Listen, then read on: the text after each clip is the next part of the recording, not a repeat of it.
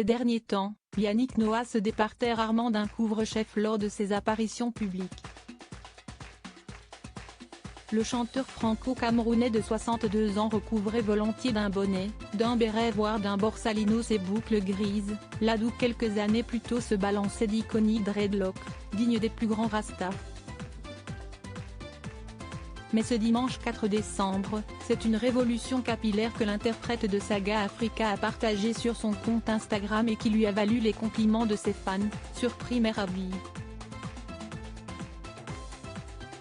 Dans un selfie sans prétention, celui qui a été élu 11 fois personnalité préférée des Français est apparu un grand sourire aux lèvres. Et la boule à zéro. #coupe-mais-le-bas, a commenté avec humour Yannick Noah en légende. En guise d'avant-après, le père de 5 enfants a joint une image vintage de ses jeunes années de champion de tennis, du temps où il arborait une impeccable coupe afro. Une époque qui paraît désormais moins lointaine, à en juger par les commentaires élogieux du post. Le gars vient de perdre 10 ans, grâce à une nouvelle coupe de cheveux. J'en ai rêvé, vous l'avez fait Yannick, ça vous a rajeuni, franchement t'es beau rasé big bro. Yannick Noah, voici les femmes qui ont marqué sa vie. Nouvelle carrière, nouvelle coupe pour une nouvelle vie. L'artiste a évoqué en novembre dernier son implication dans un projet cinématographique, lui qui était jusque-là resté plutôt éloigné du monde du cinéma, sauf quelques rares apparitions dans des comédies dans les années 2000.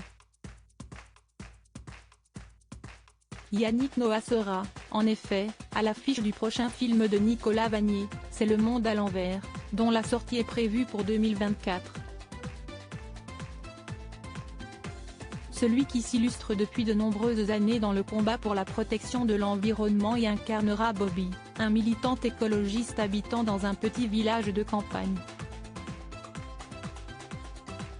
Ce n'est pas un attrait spécial pour le cinéma.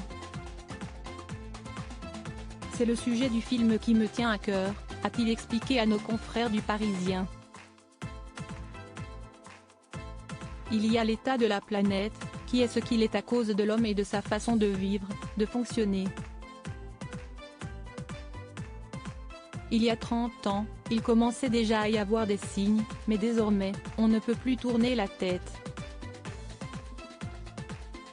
Article écrit en collaboration avec 6 médias. Crédit photo, Jack Tribeca.